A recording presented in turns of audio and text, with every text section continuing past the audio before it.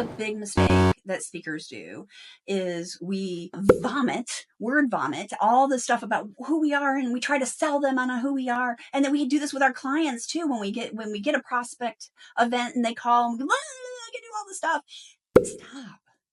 Stop. Take a breath. Ask questions. Find out if you're a good fit first, right? Before you start doing that. So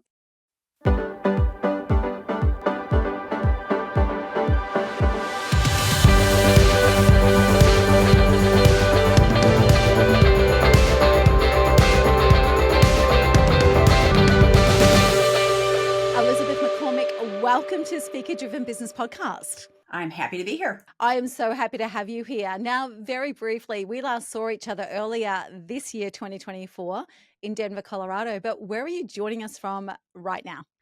I am actually rarely home, and I am home. I'm about to fly out in the morning, though, to go to Mississippi. And then after that, I'm going to Miami.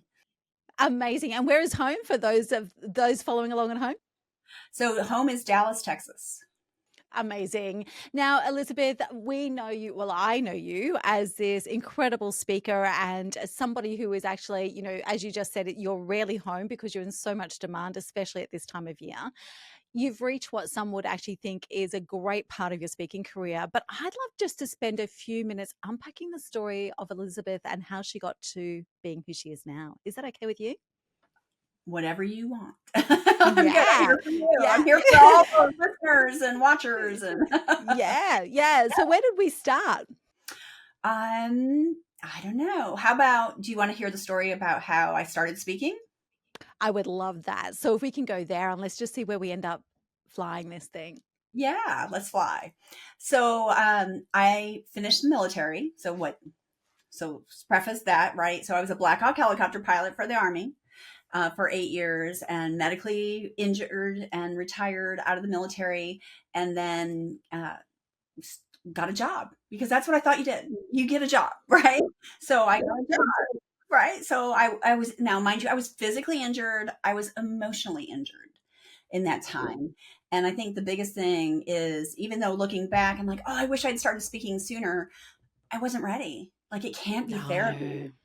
It can't be therapy. No therapy from stage. Oh God, I was so broken. Like I can't even, like I was in total emotional survival and even mental survival during that time. To lose your identity being in the military, and which is a big thing, right? Because that's who I was for 8 years. Who am I without that? And then going to a corporate job, I was a single parent. Like, I needed a job. I needed to heal. I needed to figure out who I was and be comfortable in my own skin again. And so I worked a corporate job. So over 8 years, I worked in 3 different companies, over 8 years here in Dallas. And in the last company, it happened to be 5 minutes from my house. All the other ones I had to drive across town, 45 minutes to an hour drive each way. And so I'm 5 minutes from my home. And for the first time ever, I could get involved in my kids' school and the PTA and the parenting and all the different, the events and everything. And so I'm doing some of that. And inevitably, it comes out, either my kids say something or somebody else finds me on LinkedIn and says something. And they're like, wait, you were a helicopter pilot? And that's where it starts. And so from there, I got phone calls.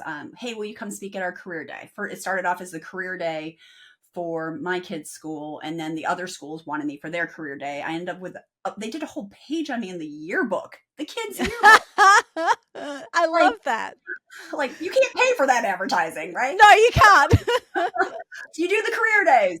And so and then other schools started calling me, and then youth groups started calling me, and then church, and I'm working in a corporate job, mind you, 5 minutes from home.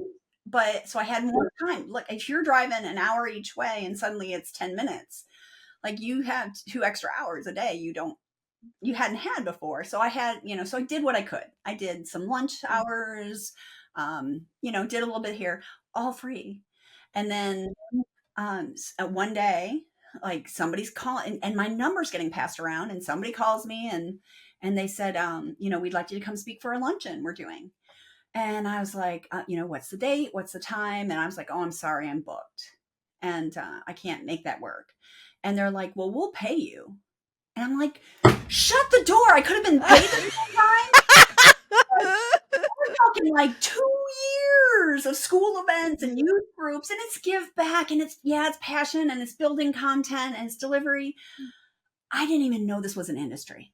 See, I love that because I always laugh with people. I remember I'd been speaking for about 10 years to grow my business, right? And it was actually good enough to open a conference, a major conference, industry heavyweights, all that sort of stuff. And I loved it because we always generated 5, 6, sometimes 7 figures out of a room, right? So I loved it. And that was without any pitching or selling from stage. But I remember, and I think it's similar to your moment, I remember being on stage, being in the green room, and someone said, so your opening keynote, how much did you get paid today? And I was like, say what now? What are you talking about? And they're like, well, we all got paid X amount. How come, what are you getting paid as the opening?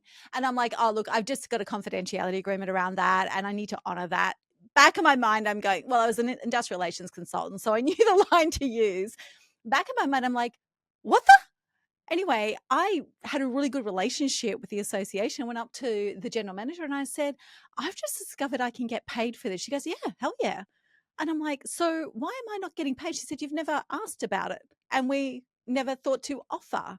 So rule number one, if you are actually good enough to be on a stage, a proper stage, conference stage, actually find out whether or not there's budget. But yeah, I was the same. I was like, you mean I've been doing this? And I was really happy because we were growing our business, but I didn't know it was a thing. I did not know it was a thing. Yeah, I didn't.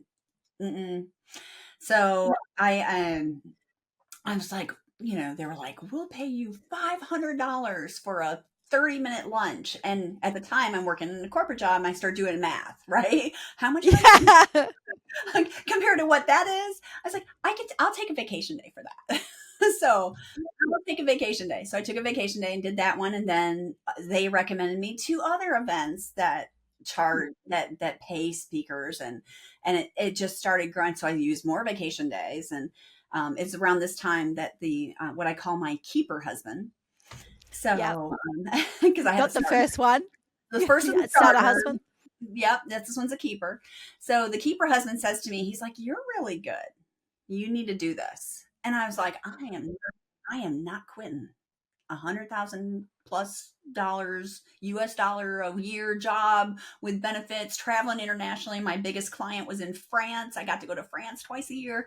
I'm like, I am not quitting that job, to take a risk on a business. And he's like, oh, I don't know, you're really good. And I was like, no, no, no, no. 3 months later, it was January 2009. I walked in. Of course, we know the state of the economy in January 2009. And we walk into a division level meeting at my company that I've been working at for a little over a year and a half. And I walk into a division level meeting. Our CEO from Sweden is up on stage, and he is doing a State of the Union, right? Always in January, traveled to all the factories and did this. And he's doing a State of the Union address. No big deal. We've done one every year. Everything's all cleaned up. We're all sitting there, 200 and some people. And he puts a slide up, and the PowerPoint's up, and it says state of the economy, and it has a right, it's downward. And then he talks about that for a few minutes, and then he goes, so because of this, slide number 2 has 4 words on it: you're all laid off. I actually just felt that. Yeah, yeah. Oh, people were screaming, they were crying, the outcry. And I am sitting there thinking, I know what I'm supposed to do. Yeah. So I think the first thing for our listeners, right, that are here Yeah. is pay attention to what the Yeah. Pay world attention. tells you. Like, Yeah. like for me, it was, oh, I think you're good. I think you should do this. I'm turning down paid engagements, and I'm still not listening. Yeah. Like key point there, turning down paid engagements, still not listening. Yeah, still not listening, and I have to get hit with the 2x4, right? Yeah. So Yeah. you're laid It, off. Yeah. So the good news for me is, because of the position I was in, they needed me to help close the plant. And I had 6 months. So they came to me and they're like, these people are gone today. Some people had to finish the production on the line. We were running full production the day before. Production on the line had to be closed out. People had staggered end dates. And they came to me. At the time, I was an international contract negotiator, which helps me now, right? So Yeah. international contract negotiator, and they came to me and they're like, Elizabeth, all those multi-million-dollar contracts you've been negotiating us in, we need to help close the plant and negotiate us out with no leverage because we're closing, right? So I had to and maintain relationships because we had other divisions of the company that still needed these vendors. And so, but they said, because of this, if you stay till the very end and don't bail on us, get a job and bail on us because we need you, you're going to get the severance you get today, this giant bonus. Plus, you're going to get paid for all this 6 months. And we don't want to pay for the travel anymore. So we want you to use this new website called Skype to communicate. I'm like, so I'm home every night, right? I can say yes to speaking engagements I was saying no to because I was traveling. I had time to work on my new website and develop a website and write my book and all those things I knew I needed. I had that 6 months of cushion building my savings and investing in my business, and then the severance and everything afterwards too. That's an incredible story. And I actually now understand why we get along so well. I'm not sure whether I'm an industrial relations negotiator by background. So same sort of skill set there. What I love about this though is that you had that cushioning, you had that ability to double down. How did you know what you needed to create? So I do not recommend this, what I'm about to tell you. But don't worry, because I'm going to tell you what came out of it. So because I was in the office every day, I walked in the office every morning during that 6 months, and I decided I needed to research. Like I needed to figure out what this speaking industry is all about and everything. So I decided I found a speaker bureau. And those of you that are new, a speaker bureau is a company that books speakers. They don't represent you as like a manager, but they represent their clients and help find good fits for their clients. So a lot of big corporations use them because they don't have to set up a vendor for every single speaker they bring in. So I called in Dallas. There was a couple bureaus, and so I called them and I said, "Can I take someone? I'm a new speaker, and can I take someone to lunch?" And the first few calls, like every morning, 9 a.m. And the first few calls on the phone, I'd pick it up and I'd say, "I'd like to take someone to lunch and ask a few questions. I'm a new speaker." And the first few calls, they laughed. The second few calls, like after a week, 2 weeks, they were like, "No." And I was like, "Okay, thank you." Click. Next morning, 9 a.m. What else did I have to do? Right? 9 Yeah. a.m. Hi, I'm Elizabeth McCormick. I would like to speak to someone about the speaking industry. And after about 3.5 weeks, almost a month, they're like, "Are you going to stop?" You were like, no. I'm like, "No, I'm new to the industry and I want to learn more." Right. So they're like, "Fine, we'll take you to," I said, "I'll buy." Like, I just want to learn. And, and in hindsight, I could have done that differently. Yeah, but I think it was pretty effective. So, because that bureau now reps me. But Yeah. And also effective. One of the things I want to point out for all of our listeners, especially with emerging speakers right now, is the key thing that stands out for me there is you got on the phone, right? You got on the phone. And I know that you and I are both passionate about this part of it, but you got on the phone. So I love that. So that was step number one. Then how did you know what to do from there? You got them cornered, you got a lunch. we went to lunch. So they were already sitting there. I walk in and all I brought was a notepad with a whole list of questions and a pen. Nothing else. Because let's be real, I didn't have anything else. I didn't have a book. I didn't have a one sheet. I didn't have anything else. I had me, right? So, and I'm still working a corporate job. So I'm like, all I had was a list of questions and a pen. And I set it down. We ordered something, and this is what she did. Oh, folded the arms. So here's the big mistake that speakers do is we vomit, word vomit, all the stuff about who we are, and we try to sell them on who we are. And then we do this with our clients too when we get a prospect event and they call and we go, I can do all this stuff. Stop. Stop. Take a breath. Ask questions. Find out if you're a good fit first, right? Before you start doing that. So she's sitting there like this, and I just looked at her. I looked at her and I asked her the first question I had, and it was, what do I need for you to want to rep me and book me? What do I Yeah. need? And so she unfolded her arms and she leans in and she's like, that is a great question. I wish Yeah. more new speakers would ask that question. Now, I'm going to tell you as a listener, don't call bureaus and do this. Like, don't. No. I'm going to give you the 6 things she said I needed. Right? So there's 6 things. And actually, I took those 6 things and expanded on them and put them in a book called The Bookability Factor. There are 67 tips to getting booked and paid as a keynote speaker. And I did that because it's everything I wish I'd known when I first started, right? Around that framework. So the first one is message. You got to be clear. You have to be clear on what you're going to say and who it relates to. So, like, message is so important that out of the 67 tips, it's 23 in that section. Yeah, wow. And I love this, and I'm hoping everyone in the audience is because it's still challenging to get emerging speakers to understand you have to nail your lane, right? You absolutely must know your message, you must know who it's for, and you need to be able to say no to the wrong ones.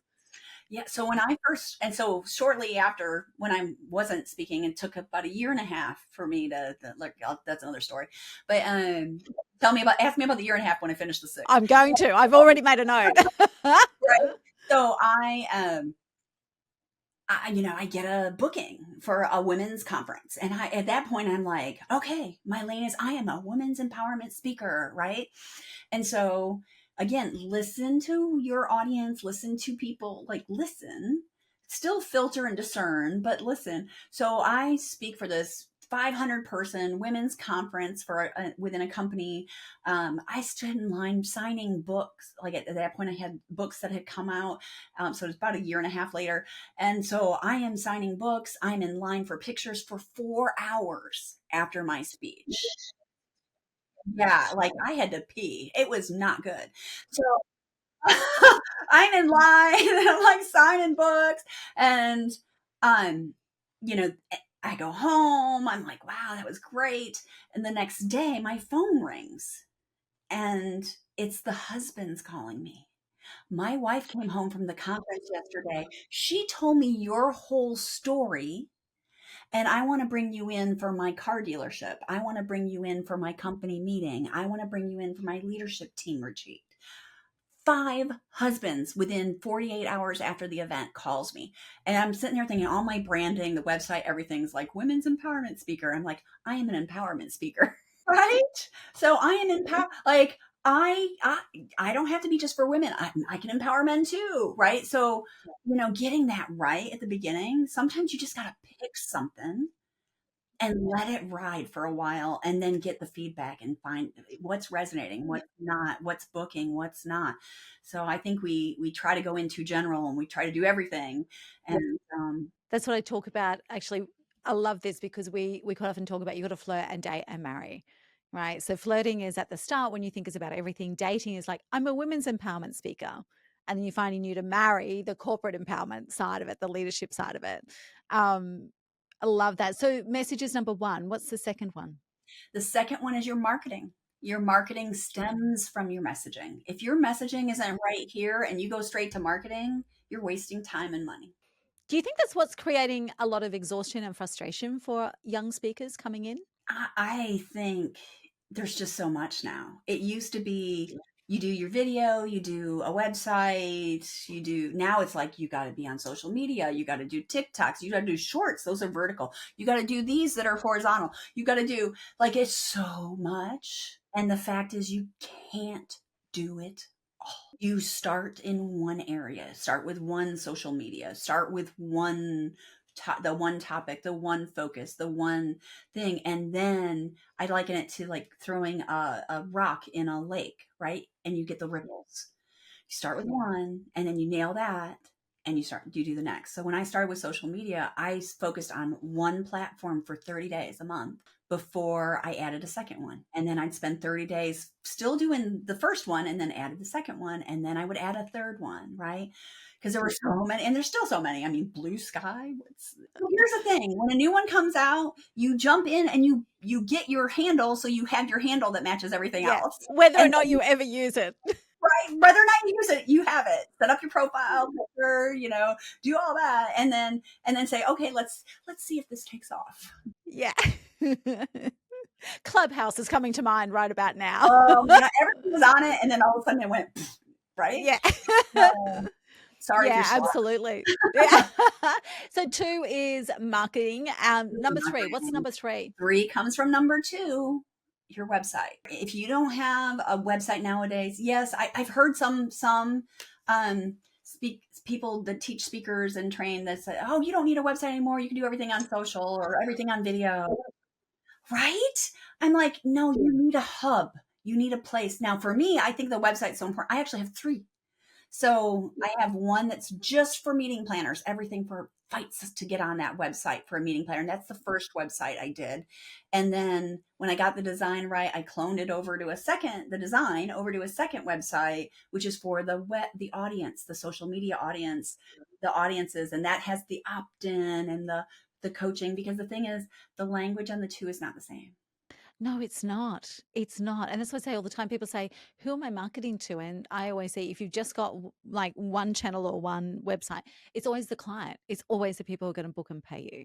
And the rest comes after that. So that's the 2 website. What's the 3rd website? So actually I have 4 now. So, but yeah, I have, so well, first let me tell you, the 2 websites, you need to own your name.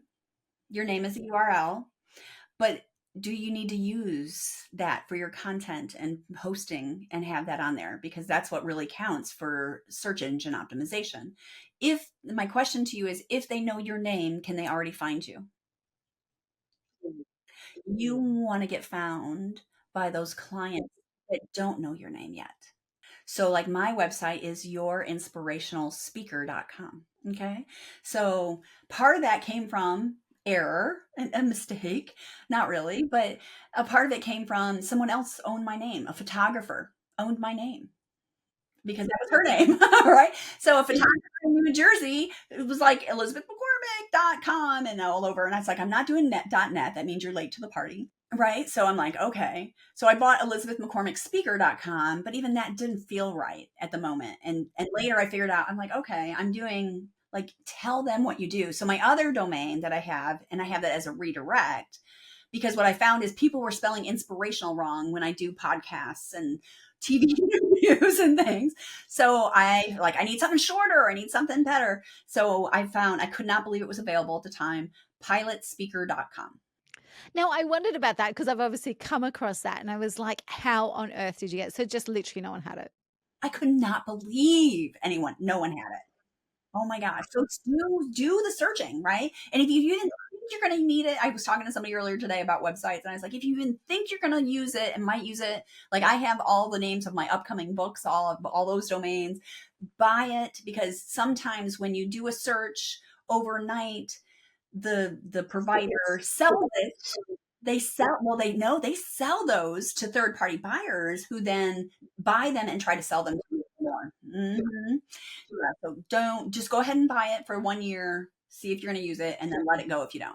But so I got pilotspeaker.com, and what I figured out, like for my print materials, is I have my email blackhawk@pilotspeaker.com. So it reads blackhawkpilotspeaker.com. So now, do I need to put on my business card that I'm a Black Hawk pilot? No.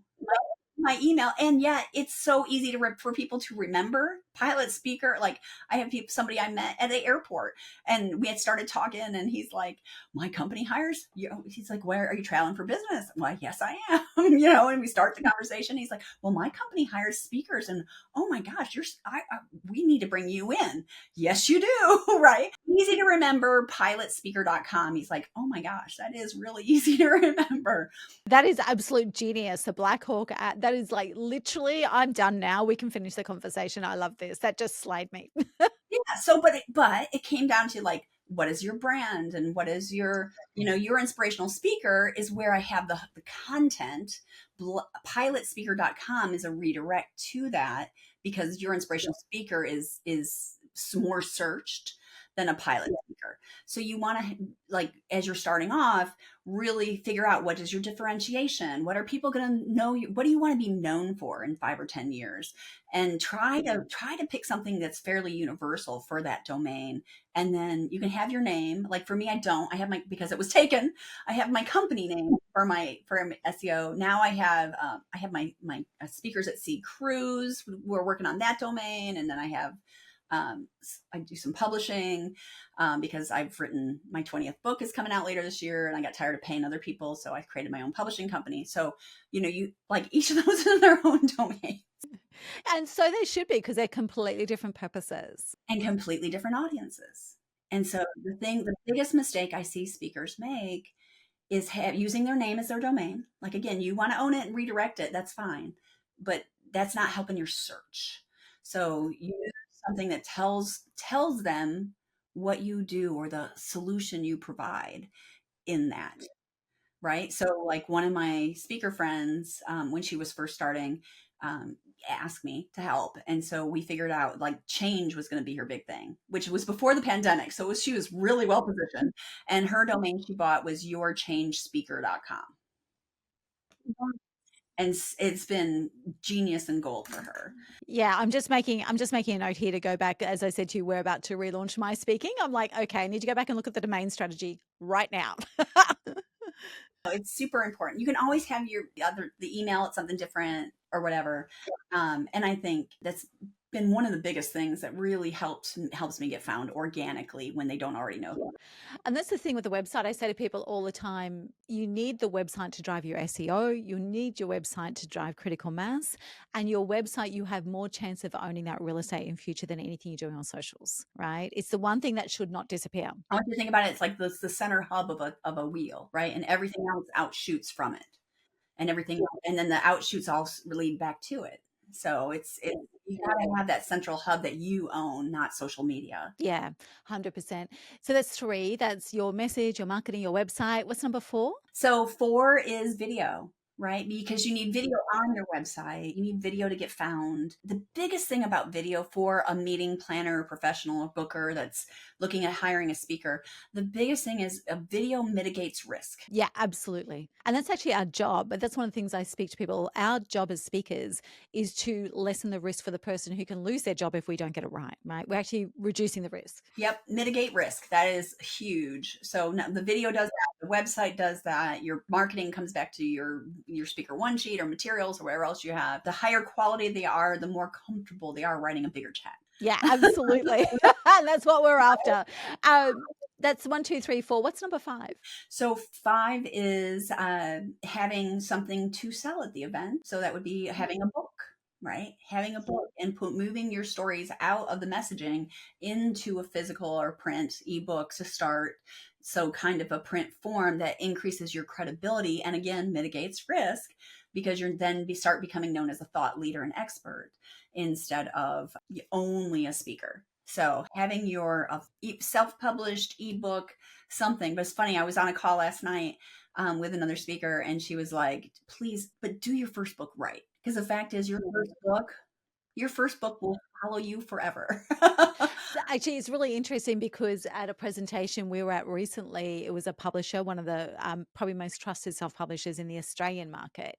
And she said, everyone says just bash your first book out. And she said, don't. And she had 2 reasons. Number 1 was it follows you forever. And she said, number 2, there are a lot of books first run that are bestsellers.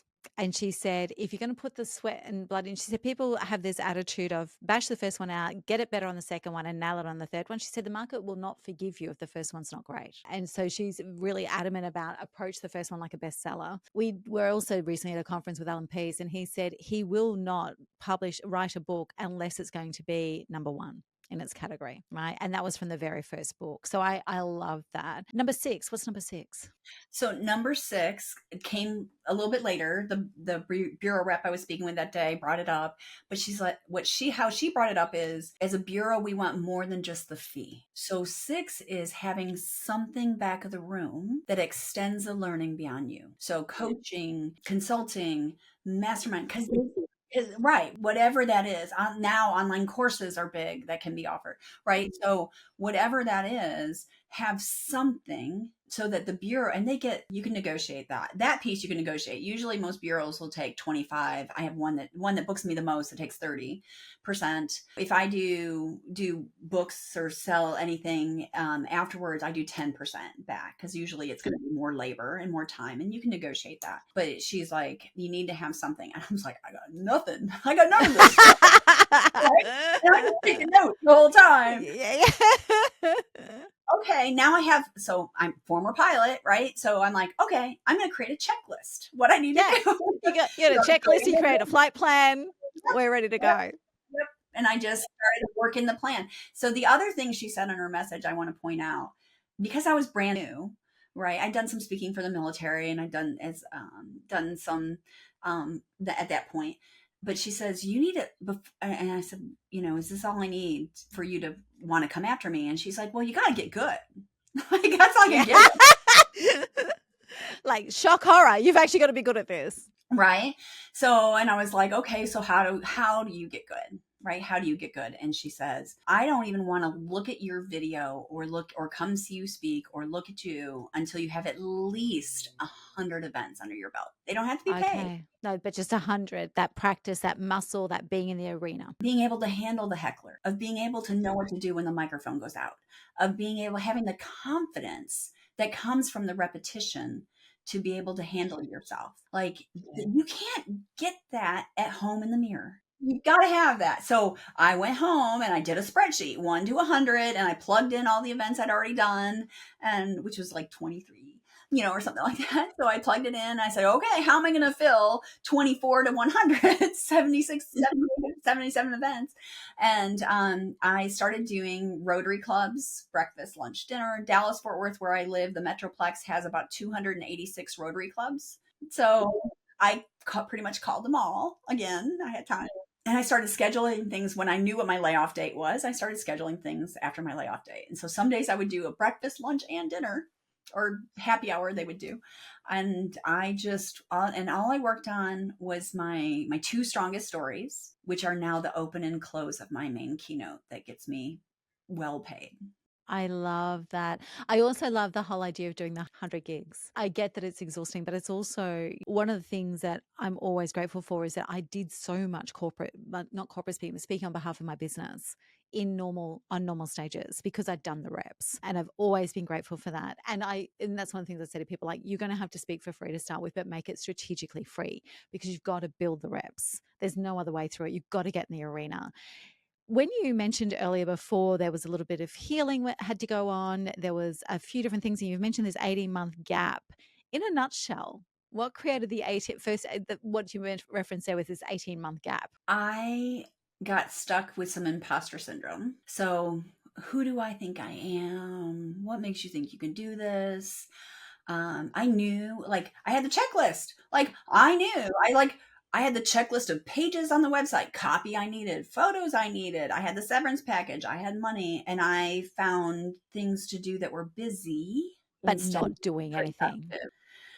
So I feel like the first 18 months, I was doing the Rotary Club. So it wasn't like I wasn't doing anything, right? I was writing the book. But now looking back, like, I could have eliminated so much time and monetized so much faster if I hadn't been in my head. I actually had a coach. So I had a coach who, and I'm going to give this to everybody because this is huge and it still impacts me today, is she asked me, she's like, "Are you here to hurt people or help people?" And I was like, duh. Like, how, I mean, my gosh, I was in the military for my servant heart. Like, help, of course, I'm here to help. And she goes, "What happens every day when you don't do the things you know you need to do and your message is not getting out there? What about that one person, right? That audience, that somebody on social that needs the motivation and inspiration you bring and doesn't get it that day? Did you just hurt them or did you help them?" Wow. That would have stopped me in my tracks. In fact, it just did. So every day, if you have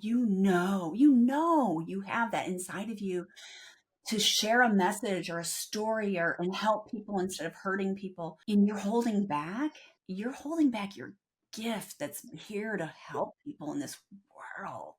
It is huge. So it was like, right? Light bulbs came on, and I went, "Oh my gosh, I'm getting in my way and hurting people because I'm not pushing myself out there in a way Self, that I yeah. know I'm supposed to do." So for me, it immediately was like feet on the ground. Let's go. Let's go every day. Let's go. And so that kind of energy and passion then became habit, right? So and then during the big pandemic, it kind of fell asleep for a while. Maybe sat in that corner right there and sucked her thumb for a couple months when 83 speaking engagements canceled. Straight out the door. Yeah, that was insane. I always mention when we went in the weekend, we were told everything was closing in Australia. We were actually at Professional Speakers Conference in Adelaide, and we were watching people's entire worlds blow up. Like the ping of phones got out of control.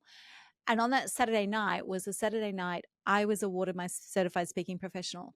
And it was kind of like, here's your CSP. Now you can't speak. Now go home. Now go home, like, and stay there until like we give you notice that you can leave. So it was a really interesting period.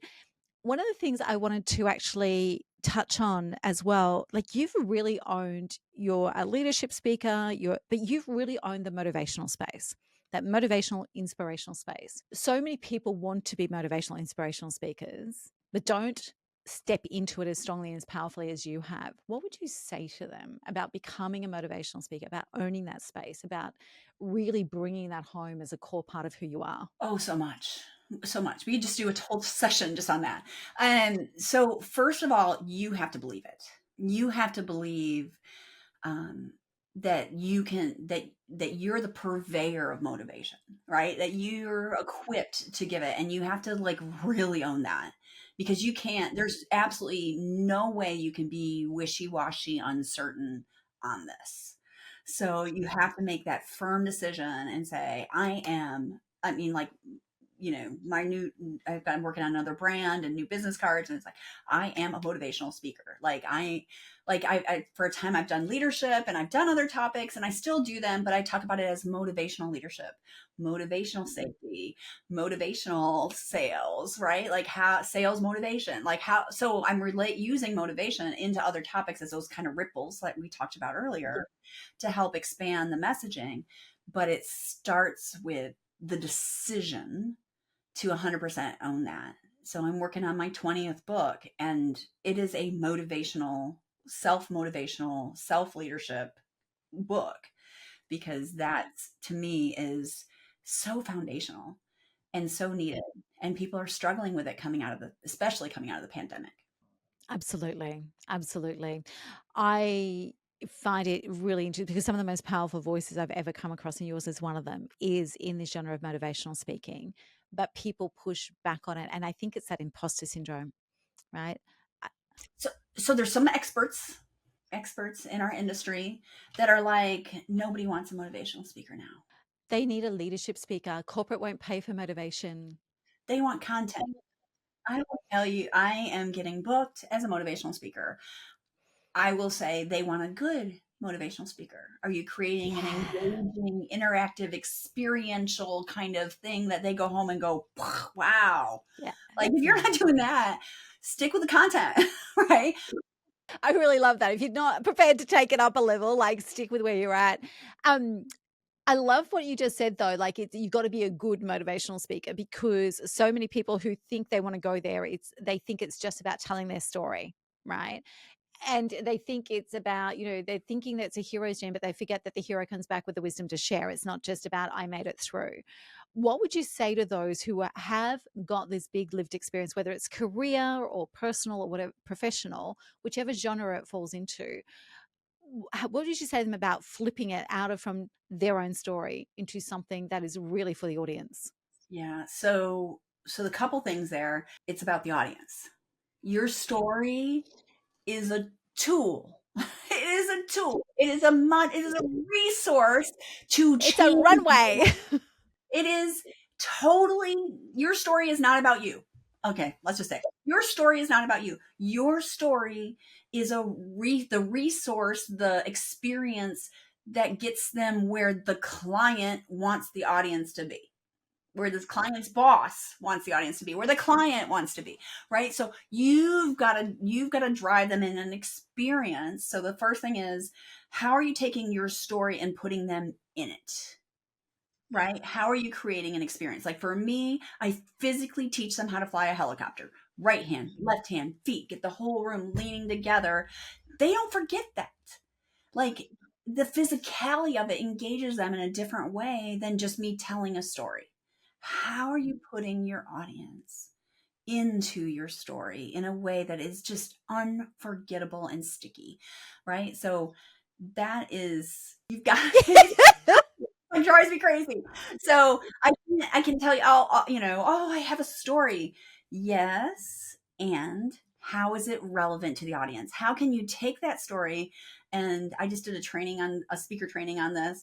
How can you take that story and relate it to 10 different audiences in 10 different ways? Yeah. Oh, that's a key. Actually, everyone listening, just like pull up there who's aspiring, motivational, inspirational, believe that 10 different ways to make it relatable to 10 different audiences. I actually love that Because because that then makes you think. it's a universal story. Then that's something, right? That's something. So like I can take every single one of the little modules of stories I have that build my award-winning keynote, and I can take each one and I can relate it to sales, safety, leadership. I'm building a customer service module now, motivation, entertainment, where they don't even get the lesson, they just get the story. I can tailor it, I can customize it for different industries, different topics. That's an experience, right? It That makes is. me relevant to them. That makes me bookable and referable to future events and other events, right? It's not the story, it's how it's related and to relevant to the audiences. Yeah. Boom. I love Boom. this because I feel like now everyone who's actually part of my world is like, oh, now Elizabeth's saying it's not just Mama saying it, Elizabeth's saying it as well. So now they might listen. That's what I feel like sometimes. Mama needs somebody else to tell the children what they need Don't to know. don't get me started on your bio. Yeah. Okay, Madly hides her own bio. Kidding.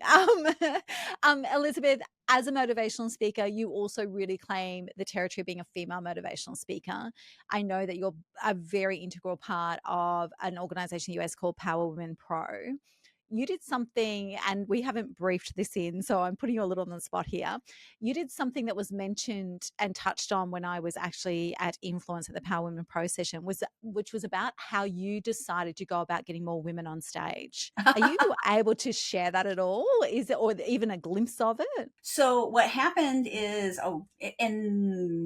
right before the pandemic, I think a year or two before, Consumer Electronics Show in Las Vegas, one of the biggest electronics shows, had all male panels on their website. Like, and yes, and I so there was a post in Power Women. I was the leader women of the Power Women of NSA group and at the time, and I was like, "Whoa, this is not cool." And Lois Kramer and I both decided to go to Twitter, which I have a pretty good following. Ironically, Pilot Speaker on Twitter, now X. I have a really big following there, and we started tweeting, and we went to this Consumer Electronics Show website and started tagging their sponsors and said, I cannot believe in this century we have a major technology conference sponsored by you that has no women speaking and on panels. And we post and would do different tweets, and I did them and Lois retweeted it, and Lois did one and I retweeted it, and the two of us were on a campaign to bring more attention. And then it got picked up by Gender Endeavor and a couple other, like, we started tagging and going back and forth, and yeah, it got noticed. It got, Amazing. Do yeah. you think we need to do more of that about the things we want to change? I think that we have a responsibility to. If you're speaking on a conference, and I just saw this where like a women's conference had an almost all male panel, and I was like seriously. And then in even a men's conference or in general, like I've spoke at some men conferences because I think I can handle them, but you got to bring attention to it. Like if no one says anything, nothing is going to change. So, we went kind of the extreme route with the sponsors and all that, but it got attention with that. I wouldn't do that every time. I don't want my reputation and my Twitter feed to look like that, right? But we do need to vocalize, and just as importantly, I think we need men. I don't think I know we need men. We need men to look at an agenda and say, I'm not seeing very many women speaking on this agenda. Do you still have spots open? Or can I recommend some for next year? And what I see in general, not always, but in general, is that men tend to recommend their buddies, their men. And then you just start recommending women. Yeah, there's actually a story of a CEO here, Nicole Livingston, who is one of our gold medal Olympian swimmers, and she took on chair of the AFLW, so AFL Women for Australia, and CEO. And one of the things that she did was the chair of the board asked her, what's the thing I can do to help you the most? She said, whenever you're going to an industry event, you take one of the executive women with you and you introduce her to your networks. And he did that for the entirety of her tenure. And it changed the game, literally, for those women because they were being introduced by a man into a room of men. And that has always struck me as one of the greatest ways that we can actually start to shift it. And as speakers, what we can do is, if I speak this year, how can I help you find your speaker next year? Like if it's through a bureau, please go to the bureau. Yeah. Right? If it's Don't bypass that. bypass the bureau ever, right? So, but if it's booked, like they booked me direct through my website or social media, and how can I help you find a speaker for next year? I ask it every time, and then I use those connections, like for Power Women and the groups, and I'm going to help find somebody that's good that I can recommend to them. Typically, as a woman, because and sometimes it's a man. Like I have one event that I've referred speakers to for multiple years, and they were like, "Okay, we've had enough women. We need a man now." Like, you know, yeah, the balance has to sometimes be there. I can help you there. But here's the thing: when you refer speakers, you want to build that kind of group that's at around your same price point and that you're recommending, and your connections of who you know.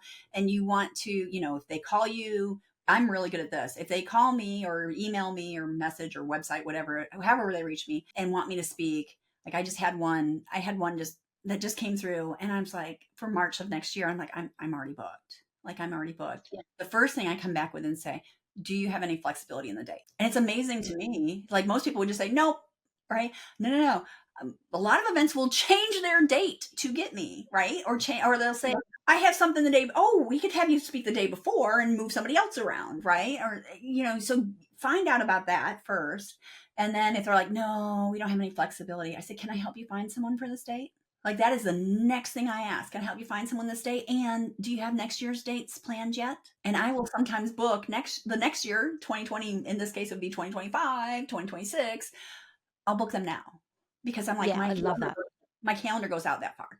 And then they respect you even more, right? You're part of solution doing this, and you're also part of future planning. They can make sure they can get you for the future. Yeah, I love that. I love both elements of that. It's the future planning and locking it in, but it's also the solution bit. Like coming from professional services background, my thing was always, if we can't help you, we did the same. We built a network of people that were more suitable. And sometimes if we can't help you, it's just we didn't like you, but we do want to say that out loud. But The key phrase is, "Oh, I'm so sorry. I'm already booked." Like I absolutely. We're at capacity right now, right?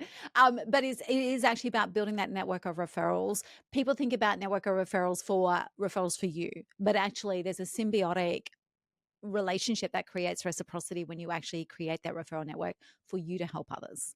yeah.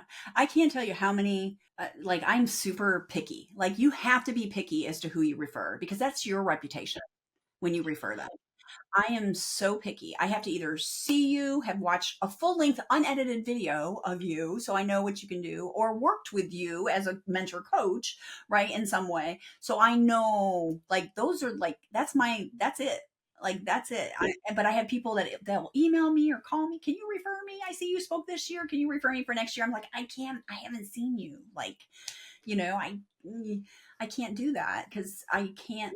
You know, I don't want to say I don't know if you suck. So Yeah. So the what I really like about that though, it kind of starts with a bit of what we said right at the beginning is you have to be good, and you just talked about it's your reputation. So we were talking about how our job is to make sure that the event organizer, manager, whoever books you looks good, right? Because their backside's on the line. It's the same when you refer someone, right? It's exactly that same level, because even though they may still love you, they'll actually have hesitation because like maybe she doesn't get us because she sent us that person, right? So it's really important. testimonials are so from other meeting planners when they book you are so important. I get testimonials on LinkedIn from my attendees. Anybody on so here's another bonus tip. If you're on LinkedIn and you do speak at an event, even if it's a free one, you speak at an event and you know someone connect typically I'll have connection requests on LinkedIn after the event and they connect with you, I immediately like, oh my gosh, it was so great to meet you at this event. You know, I'm trying to work on make it an ask. I'm trying to work on my LinkedIn profile and beef up my LinkedIn profile more. Would you leave me a recommendation? I'll send you a request if you will. Most times they're not going to say no, right? You're right. They're right there. In fact, sometimes they write me a message that's basically a recommendation. I say, could you cut and paste that in the recommendation? And like 80% say yes and do it right away. So start building those testimonials, even if they're free events, even if they're at the beginning. Yeah. And I also say get them on LinkedIn because they're in public domain. You can use them anywhere. Screenshot of them with their little photo and their thing. You can, yeah, you can use them. I like LinkedIn LinkedIn best for that. And then if you're on speakers or any other platforms, you can transfer them over.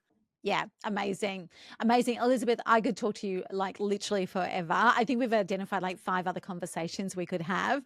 But what I'd love to do right now is wrap out this particular conversation at the moment. And we do this with a series of rapid fire questions. Now, heads up to the audience. I haven't given Elizabeth a heads up on what these are. So let's see how we go. I'm just going to bring them up in front of me. So are you books, podcasts, or both? Books. Books, amazing. So am I. The other walls in here are full of books. On that, what book changed your life? The 15 Laws of Invaluable Growth, I think it is, by John Maxwell. There was one passage in it that I sobbed. I'm in an airplane crying over a book, and people are like looking at me like, that lady's crazy.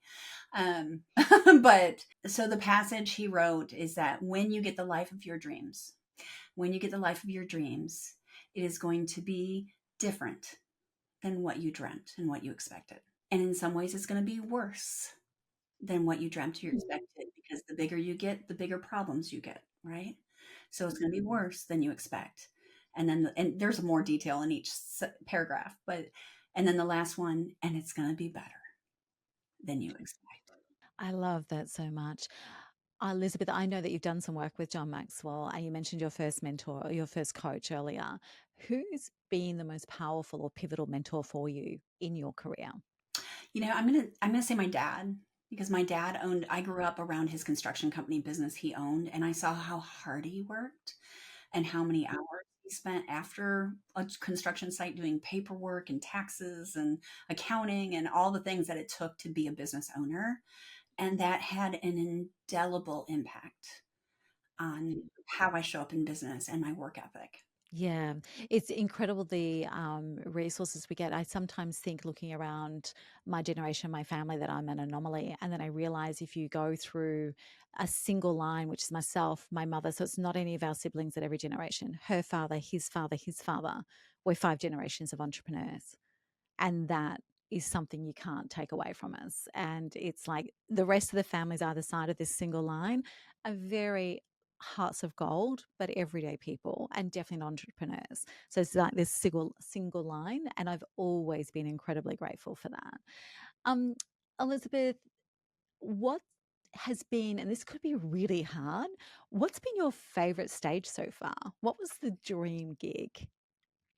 Geez, that is really hard. Um, Only because you do so many of them. so it's like around 100, 100 to 110 a year. So yeah, plus virtual now. It was like a lot. I've gotten to speak on John Maxwell, not his big stage. That is coming up that at some point, not booked yet. But my goal is to be on his big stage that he does at his event. I've been on the smaller stage that he does, and so that one was a definite check the box. I think one of my favorite ones was the Central California Women's Conference.